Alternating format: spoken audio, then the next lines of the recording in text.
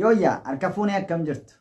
Amma kana sinitti dubbachuu barbaadu seerota hariiroo torban sinitti himaa kun warra hariiroo keessa jirtan akkasuma wal jaallattanii jirtan akkasuma illee warra gaa'ela keessa jirtan illee baay'ee waan isin fayyaduu fi seerawwan kana hojiirra yoo shitan baay'ee isin fayyadaa jechuudha. Galatoomaa isa tokko tokkoon ilaalla. Inni tokkoffaanii seerri tokkoffaanii yeroo hunda haasa'udha. Yeroo hunda nama wajjin hariiroo dhaabbanne sana yookiis nama wajjin gaa'ela keessa jiru akkasuma immoo nama jaallannee jiru sana wajjin yeroo hunda haasa'uu qabnaa jechuudha. Sababni isaa yeroo hunda hin haasofnu taanaanii miiraan gargar fagaachuu dhufa. Miiraan gargar fagaachuun immoo gara walirraanfachuutti geessa waan ta'eef yeroo hunda haasa'uun attaachimentiin keenya bareedaa akka ta'u walitti dhufeenyi keenya bareedaa akka ta'u akka nu waliin irraanfanne nu godha waan ta'eef yeroo hunda haasa'uun baay'ee bareedaadha jechuudha. Kan gorfamu yeroo hunda haasa'u yeroo hunda walii barreessu walii bilbilu yoo bilbiluun nutti ulfaata ta'e illee hojiitti biizii ta'uu dandeenya walga'iirra jiraachuu dandeenya tireeningii adda addaa qabaachuu dandeenya garuu haa ta'u malee tekestiidhaanii meesajjiidhaanii walii barreessuun walitti himuun hin danda'amaa jechuudha. Inni kun seera isa jalqabaadha. Seerri inni lammaffaa akkuma beekamu hariiroo keessa rakkootu baay'ata akkasuma lolatu baay'ata argumentii falmiitu baay'ata waan ta'eef lola sana yeroodhaan furuudhaa fi akkasuma immoo bifa suuta jennee furuu yookiis bifa bilchina qabuun rakkina sana on taayimii furuudha rakkoo uumame sanaa jechuudha. Sababni isaa aariin walitti gadduun gara wal dhabuutti geessa malee waanuma fayyadu tokko qabu. Keessumaa hariiroo keessatti aariin walitti aaruun namatti aaruun hiriyaa ofiitti aaruun gara wal dhabuu dubbicha ittumaa balleessa malee ittumaa gargar nu fageessa malee waan fayyadu tokko qabu jechuudha. Garuu namoonni baay'een yeroo baay'ee waa'ee aarii kana akka salphaatti ilaalu akka salphaatti kan isaan ilaalan. Bakka waanuma amma aaranii wal lolanii amma wal arrabsanii wal lolanii borimmoo walitti deebi'an isaanitti fakkaata jechuudha. Arra wal lolte arra wal arrabsitee gaafa gargar baatu achumaan babal'achaa deema rikaardi ta'aa deema galmeeffachaa deemu jechuudha. Guyyaa tokko gaafa siyaasaan illee gaaficha koo akkas naan jettee turte gaaficha koo akkas naan jettee turte isati jette sana rikaardi godhachaa kaawwachaa deemu waan ta'eef jechuudha. Kanaaf aariin hariiroo sana waan diiguuf maal gochuu qabna damnee on taayimii bifa miira tasgabbaadhaanii suuta jennee wanta uumame sana rakkina uumame sana maal gochuu qabna damnee furuu qabnaa jechuudha. Inni kun seera hariiroo isa lammaffaa. Sadaffaan seera hariiroo keessatti baay'ee barbaachisaa ta'e gaafa nama sana wajjin haasofnu bilbila keenya lafa kaa'uu qabna. Bilbila keenya lafa keenya nama sanatti fokosti goone nama sana wajjin waan mari'annu mari'achuu waan haasofnu haasa'uu waan furuu waan dhiisuu qabnu dhiisuudha jechuudha.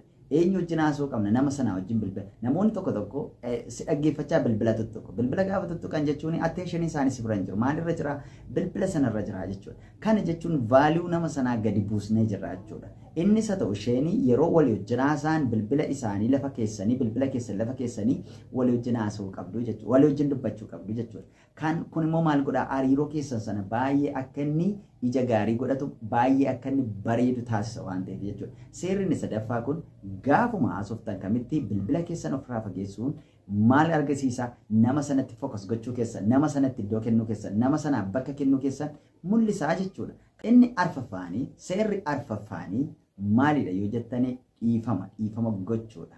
Dhiifama gochuudhaa fi dhiifama gaafachuudha. Dhiifama gaafachuun dhiifama gochuun miidhamuu miti yookiis mo'amuu miti. Namoonni dhiifama gaafachuu dhiifama gochuu akka mo'amuutti akka irraanfatamu akka bakka gadaantummaatti itti dhaga'amu jira. No akkas miti. Dhiifama gochuu dhiifama gaafachuu isayyuu jecha garuu jedhu immoo keessaa balleessuu qabna.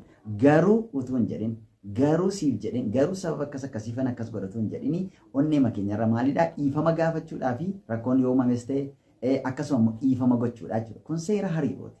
Akkasuma immoo hariiroo sana wanta baay'ee jabeessuudha waan ta'eef jechuudha. Kanaaf dhiifama gaafachuun akkasuma illee dhiifama gochuun baay'ee murteessaadhaa fi baay'ee wanta bakka olaanaa qabuudha jechuudha seera hariiroo keessatti. Kana sirriitti gadi fageessitanii hiriyoonni walii wajjin jirtan akkasuma illee gaa'ela keessa jirtan kana irratti fokas godhaa. Dhiifama gochuuf dhiifama gaafachuu isayyuu garuu utuutti hin dabalin jechuudha. Kana jechuun iftoominaanii onnee makeenyarraa nama sanaan maal goonaa jechuudha. Nama sanaa fi dhiifama goonaa jechuudha. Inni shanaffaanii hiriyaa keenya sana yookiis haadha manaa keenya sana yookiis abbaa manaa keenya sana nama kan biraadhaan dorgomsiisuu dhiisuudha jechuudha. Namni nuyi qabnu nama sana waan ta'eef namni nuyi jaallanne nama sana waan ta'eef nama shawwal duukaa jaallanne miti yookiis gareedhaan yookiis ijaaramnee miti kan walii wajjin jirru jechuudha. Nama tokko waan ta'eef nama sana nama kamii wajjin iyyuu dorgomsiisuu hin qabne jechuudha. Addunyaa kana keessa namni nama sana sinii caalu, namni nama sana nuu caalu hin jiru jechuudha. Amma filannee jirrutti, amma wajjin jirrutti nama sana kan nuu caale tokkollee waan hin jirreef hiriyaa keenya sana, hiriyaa baay'ee jaallannu sana nama kamii wajjin illee dorgomsiisuun nurra hin jiraatu jechuudha.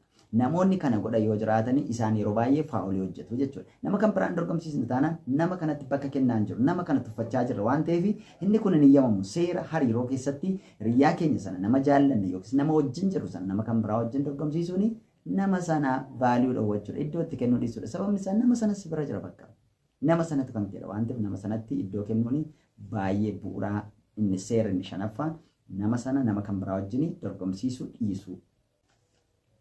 Seerri inni ja'affaan wanti xiqqaa galateeffachuudha. Wanti xiqqaa galateeffachuudha. Wanti xiqqaa nama sana wajjin qabnu yeroo walii wajjin dabarsin haasaa walii wajjin haasofnu nama sana wajjin wanta goone hundumaa maal gochuudha galateeffachuutu nurra jiraataa jechuudha. Nama sana maal gochuudha nama sana sirriitti galateeffachuu qabnaa jechuudha. Waanuma xiqqoo haa ta'u, waanuma xiqqoo isaan hojjetan, waanuma xiqqoo isaan raawwatan, waanuma xiqqoo isaan godhan. Waanuma xiqqaa waan xiqqoo guddaa miti waanuma xiqqaa tokko maal gochuu qabna ittiin galateeffachuu qabna jechuudha. Wanti xiqqoodhaan galateeffachuu qabna jechuudha. Kun baay'ee bu'uuraadha. Yeroo baay'ee qeeqatu baay'ata hariiroo keessatti. Rakkoo guddaa kan qabu maa inni wal qeequu, wal xiqqeessuu, bakka walii kennuu dhiisuu, iddoo walii kennuu dhiisuu. Kun dinqiidha, kun maal fayyadaa, hiriyoonni kee kana godhu, hiriyoonni koo kana naa godhu. Kan kee kun sirrii miti jechuudhaan gadi buusuu, xiqqeessuu, wantoota xiqqeessuu kanatu rakkoo guddaa qabaa jechuudha. Kanaaf xiqqeessuu sanarra maal gochuun nurra jiraataa nun immoo bakka itti kennu, rekoogniishinii kennuufiin baay'ee murteessaadha. Seerri inni dhumaa seerri torbaffaan waan xiqqoollee haa taatu hiriyaa keenya sana gammachiisuu yookiin sarpiraayisii xixiqqaa kennuu jechuudha. Qopheessuu waanuma xixiqqaa, waan gurguddaa miti, waanuma xixiqqaa, waanuma dandeenyu tokko maal gochuudha kennuufi jechuudha. Sarpiraayisii xixiqqaa qopheessuufidha nama sanaaf jechuudha. Sarpiraayisii xixiqqaa waanuma xixiqqoo ishee tuffii hin qabu waan ta'eef hariiroo keessatti kennaan xiqqaa hin qabu. Kennaan xiqqaa hin qabu waan ta'eef hariiroo keessatti kennaan xiqqaa hin qabu. Kanaaf waanuma xixiqqaatti gammadu waan ta'eef gammachuudhaan wanti xiqqaama olii gochuun wanti xiqqaa olii kennuun baay'ee hariiroo sana hin jabeessa. Warri kun seerota hariiroo torba warran jedhee isinii dhiyeessedha. Lamaan isinitti dubbadhaatii sirriitti aga dhumaatti sirriitti na dhaggeeffadhaa. Gosa lamaan kana keessaati gosa isa kam filachuu qabnaa isa jedhamu immoo isinii fadhiisaa jechuudha. Gosoonni kun lamaan gosi inni jalqabaa jaalala haala irratti hundaa'e yookiis conditional love kan jennu jechuudha.